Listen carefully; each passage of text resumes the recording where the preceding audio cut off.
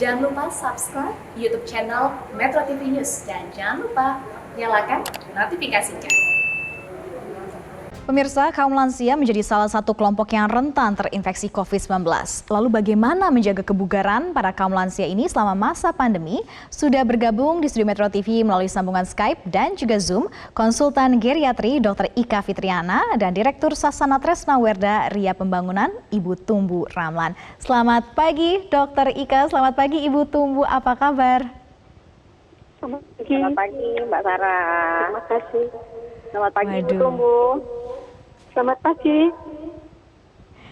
Iya, luar biasa ini melihat senyumannya dari Dr. Ika dan juga Ibu Tumbu di pagi hari ini, rasanya semangat sekali. Tetapi Ibu Tumbu, kita mau tanya dulu nih, bagaimana teman-teman dan juga warga lansia di sana di masa pandemi seperti ini? Apakah mereka juga tetap semangat seperti Ibu Tumbu pagi hari ini, Ibu? Ya, kita usahakan agar mereka juga tetap semangat. Meskipun ya dengan keadaan seperti sekarang mereka kan terpaksa harus terisolasi. Tetapi kita usahakan agar tetap semangat. Kita juga tetap memberikan informasi-informasi. Juga kita usahakan juga menghibur mereka dengan apa adanya, dengan TV atau apapun juga. Hanya sayang sekali yang kami dirasakan oleh para lansia adalah bahwa mereka sangat terisolasi karena mereka tidak bisa kemana-mana.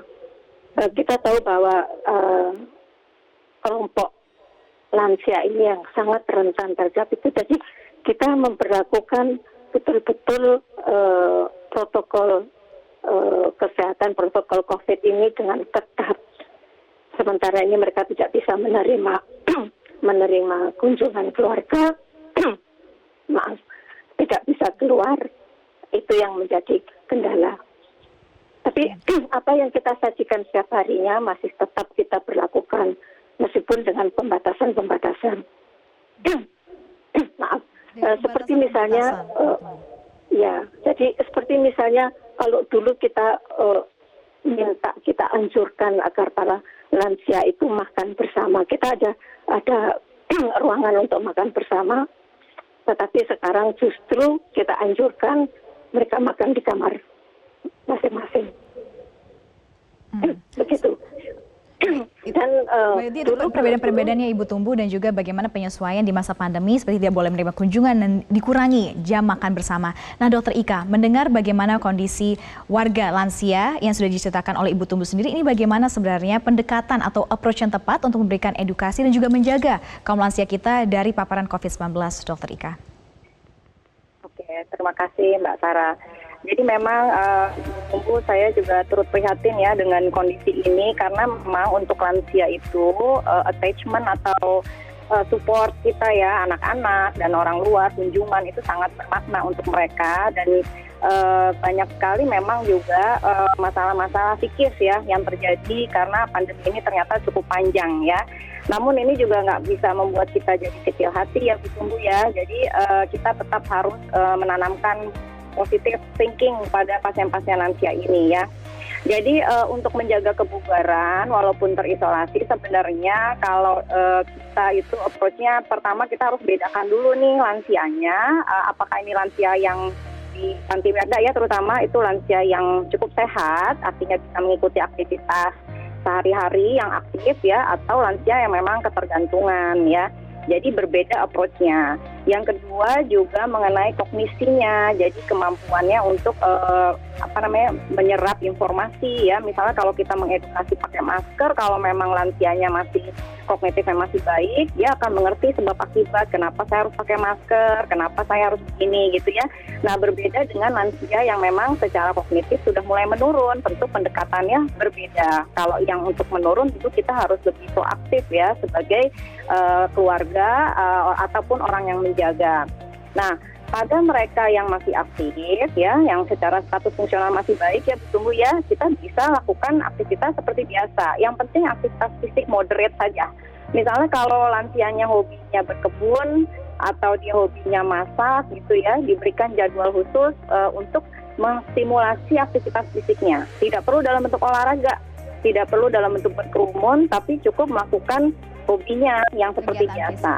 Kemudian yang kedua itu juga yang paling penting adalah mobilisasi. Jadi walaupun terisolasi di kamar, tetapi bergerak itu memperbaiki daya tahan respirasinya, Baik. pernapasannya. Pergerakan yang paling penting ya Dokter Ika. Nanti kita mau tanya lebih lanjut lagi sebenarnya pergerakan seperti apa yang paling tepat dan juga diet seimbang seperti apa yang bergizi oleh teman-teman ini bisa diberikan pada lansia. Tetapi kita sudah terlebih dahulu, tetaplah bersama kami di Selamat Pagi Indonesia pemirsa.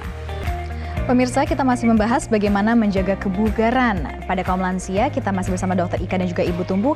Dokter Ika tadi membahas tentang mobilisasi, bagaimana ini lansia masih tetap harus bergerak. Sebenarnya sebesar apa atau sebanyak apa porsi bergeraknya? Apakah memang harus mencari matahari kah? Atau boleh di sore hari kah? Atau kapan sebenarnya yang paling efektif? Ya sebenarnya yang paling penting itu untuk aktivitas fisik ya, selain manfaat fisiknya sendiri juga manfaat mentalnya. Jadi manfaat mental itu dalam arti bergerak itu menstimulasi hormon endorfin ya, yang menimbulkan rasa senang, bahagia gitu ya. Jadi banyak sekali manfaatnya, dan ini juga untuk kekuatan ototnya Mbak. Jadi kalau kita makin lama tiduran itu maka ototnya akan mengisut, sehingga pada akhirnya si lansia sendiri makin malas lagi untuk bergerak ya. Jadi yang paling penting itu yang pertama adalah bukan bentuknya selalu olahraga ya. Jadi aktivitas fisik juga bisa ya. Bisa digabung, misalnya di 10 menit pagi, 10 menit siang, 10 menit sore, setengah jam sehari, 150 menit seminggu. Aktivitas fisik itu kita bisa sebut moderate. Moderate itu seperti apa sih? Misalnya seperti menyapu, mengepel lantai bagi yang masih sehat ya.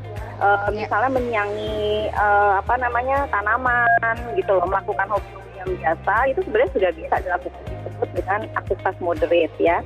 Kemudian aktivitas lain yang mungkin bisa menjadi tips adalah jalan kaki. Jalan kakinya bukan jalan kaki kompetitif, jalan kaki biasa aja keliling di sekitar tempat, itu juga aktivitas moderate namanya. Nah, aktivitas fisik moderate ini sudah cukup untuk lansia untuk mendapatkan manfaatnya bagi otot dan juga meningkatkan stimulasi hormon endorfin tadi, ya. Oke, untuk gizi bagaimana nih Dokter Ika? Untuk asupan gizi sendiri dari makanan apakah harus diperhatikan? Ya, jadi selain juga tadi aktivitas fisik, sinar matahari tadi ya, saya mau tambahkan cukup 15 menit dan jam 9 sampai jam 10 setiap pagi ya. Minimal seminggu 3 kali cukup untuk kandungan vitamin D-nya ya. Jadi untuk nutrisi pun begitu ya, kita tahu bahwa untuk melawan virus ini ada beberapa riset memang mengatakan bahwa vitamin C itu penting. Berarti makanannya memang benar tuh tadi tumbuh. Jadi berbanyak buah-buahan terutama yang berwarna-warni, warna orange, warna kuning ya, yang kaya akan beta karotin dan vitamin C ya. Selain itu, pasien lansia yang tiduran terus tuh sering banget tuh gangguan pencernaan ya. Jadi serat juga jangan dilupakan ya. Dan serat, untuk nutrisi kita lihat dulu warna-warni. Iya. Warna-warni, sayur-sayuran, buah-buahan yang berwarna-warni ya, hijau, kuning, merah, kan banyak tuh di sekitar kita ya. Kemudian juga yang tinggi serat pastinya ya, karena kan sayur dan buah tinggi serat. Nah, kemudian ditambah jangan lupa cairan ya. Jadi cairan itu juga dicukupkan sesuai dengan berat badan. Oke, itu yang harus diperhatikan ya Dokter Ika untuk mereka lansia untuk menjaga kebugaran. Nah, Ibu Tumbuh, bagaimana ini Ibu Tumbuh? Tadi kan dikatakan bahwa banyak yang mungkin merasa sedih atau down karena tidak bisa berkumpul atau bertemu dengan keluarga. Dan di masa pandemi ini salah satu dikatakan Dokter Ika adalah pentingnya menjaga psikologis dan juga perasaan senang dari seorang individu. Bagaimana Ibu Tumbuh bisa memberikan kepastian dan juga rasa semangat kepada diri lansia yang memang lagi terbatas nih pertemuan dan juga pergerakannya? Betul, pergerakannya terbataskan, tapi kan setiap hari kita dalam waktu pandemi yang sekarang ini, yang PSBB yang kedua ini, kita tetap melakukan senam lansia. Kita lakukan, kalau biasanya kita melakukan ini 4-5 kali seminggu, kita sekarang melaksanakannya hanya 2 kali. Senam lansia tidak berat, dilakukan dengan duduk, dengan memperhatikan protokol kesehatan, jaga jarak, tetap pakai ini dan segala macam.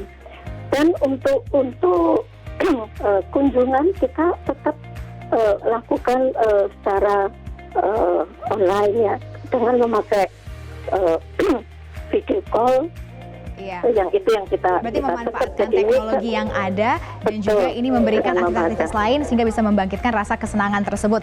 Baik, terima kasih Ibu Tumbu dan terima kasih Dr. Ika sekali lagi sudah bergabung bersama kami di Selamat Pagi Indonesia.